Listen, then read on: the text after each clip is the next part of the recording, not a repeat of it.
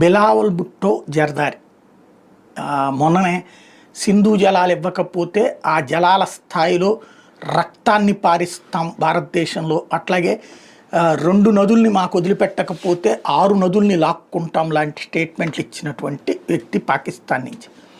అహంకారపూరితమా అంటే అక్కడ ప్రజల్ని రెచ్చగొట్టడం, అదే సందర్భంలో తను నాయకుడిగా ప్రూవ్ చేసుకునేటటువంటి ప్రయత్నం. ఇప్పుడు తాజాగా ఒక వ్యాఖ్యలు చేసుకొచ్చాడు, భారత పార్లమెంట్లో మా వాళ్ళు ఉన్నారు అన్నది.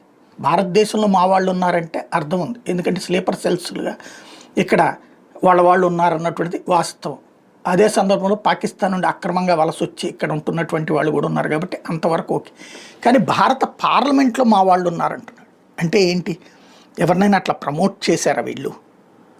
ఏదో సినిమాలో చూపెట్టినట్టు కింద స్థాయి నుంచి పై స్థాయి దాకా మ్యానిపులేట్ చేసామన్నా ప్రమోట్ చేశారా? లేదా